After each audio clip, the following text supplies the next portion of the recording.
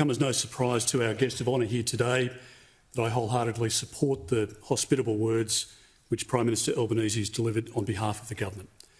In that same spirit, I extend to you, Prime Minister Marape, to Madam Marape, to the ministers and other members of your delegation, a very, very warm welcome on behalf of the Coalition and the federal opposition.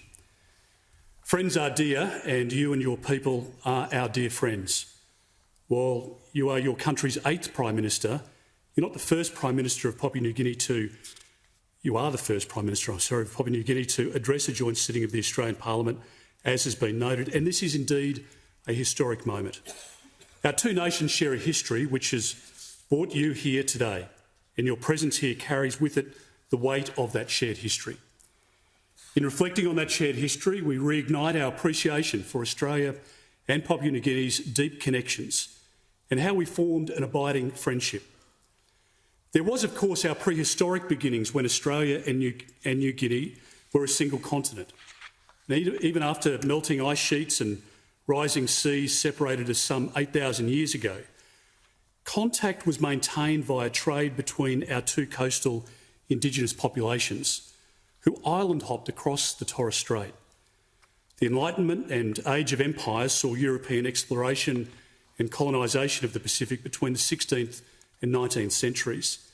That inevitability brought modernity in all its forms and shades, and by the 20th century, our two countries' fates were interlocked through a series of events over almost 7 decades. We were bound together in 1906 with Australia's administration of the territory of Papua, formerly British New Guinea, and bonds tightened further with Australia's governing of New Guinea, formerly German New Guinea, from 1920 after the defeat and withdrawal of the Kaiser's forces. The Second World War, as the Prime Minister rightly pointed out, saw us face a mutual threat. And as brothers in arms, we fought against the invading Imperial Japanese forces, most doggedly on the Kokoda Track.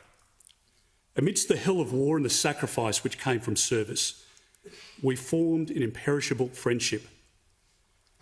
That fellowship is encapsulated in Peter Ryan's Fear, Drive My Feet, an account of his experiences and survival as an Australian intelligence operative behind enemy lines.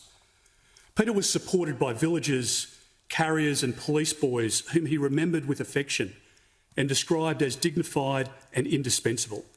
To this day, Australians commemorate the tenacity of your soldiers, the bravery of your coast watchers and the compassion of your Fuzzy Wuzzy angels, who all helped turn the tide of the war. Soon after the war, the two territories became one in 1949. In a changing and decolonising world, as the want for trusteeship waned, wishes, of course, for independence grew. Prime Minister Robert Menzies championed the right of the people of Papua and New Guinea to choose their own future. Indeed, in March of 1962, Menzies expressed Australia's great sense of moral responsibility for the welfare of the people to whom we stand in a special relationship. Menzies spoke of our aim to create and develop the capacity of independent self-government. Off the back of a remarkable nation-building endeavour, Papua New Guinea's independence arrived in 1975. It was an achievement of two peoples, those who desired their freedom and those who wished and supported their friends to attain it. Prime Minister Marape, in the almost half-century since the birth of your independent nation, Papua New Guinea and Australia have accomplished much together. Personal friendships, professional relationships and government partnerships have grown in substance and indeed number across the years. I was honoured to be part of the previous Australian government under the coalition which, together with you and your colleagues in the last government, opened new pipelines of enterprise and collaboration. Through Australia's establishment of the new Colombo Plan in 2014, our students have had the privilege to study, work and learn in PNG. In 2015, we launched the Pacific Leadership and Governance Precinct, which has seen thousands of your public servants receive training at both our universities. Australia was honoured to support PNG in hosting a very highly successful APEC meeting in 2018. And in the same year, we handed over the first Guardian-class patrol boat, which now number 4 in your Defence Force. So I pay true tribute to you, Prime Minister Marape, and indeed former Australian Prime Minister Scott Morrison. Together, your leadership and vision saw us elevate our special relationship in 2020 to a comprehensive strategic and economic partnership. Perhaps there was no prouder moment in recent history than our cooperation during the pandemic. We fought it together, Prime Minister, and Australia was proud to provide assistance to PNG in distributing vaccines, delivering personal protective equipment when it wasn't otherwise available, and deploying medical teams and Defence Force personnel. We also combated the scourge of illegal fishing and people smuggling in our region together, and for that we're very grateful. Prime Minister Marape, at the Lowy Institute in 2019, you spoke about writing a new book for Papua New Guinea. Under your leadership, your country is penning the first chapters of that new book. Like you, I am confident it will be filled with many stories of success, and I'm certain Australia will feature in those chapters, both as a partner of choice and close friend of Papua New Guinea.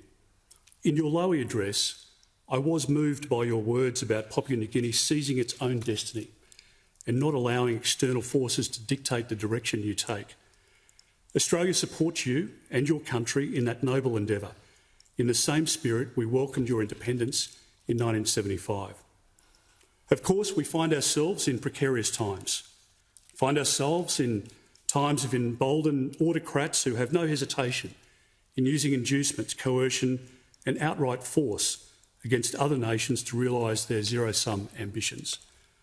These autocrats who use the carrot one day and the stick the next have a complete disregard for sovereignty, for law and liberty. Our forebears knew only too well the price paid for insecurity and aggression which goes undeterred. Indeed, within the deep soil of your country and flowing through the blood of Papua New Guineans and Australians is the memory of the service and sacrifice of our forebears. May our memory of them impel us to become stronger together through our defence and security cooperation. And may we form fellowships of greater strength with our mutual partners and friends in the Pacific and wider region. From strength comes security, and from security comes stability, and from stability comes prosperity. Prime Minister Marape, you are a dear friend to Australia. We welcome you dearly to the Australian Parliament. We look forward most sincerely to your address with anticipation, with attentive ears, and with abiding friendship in our hearts. Thank you.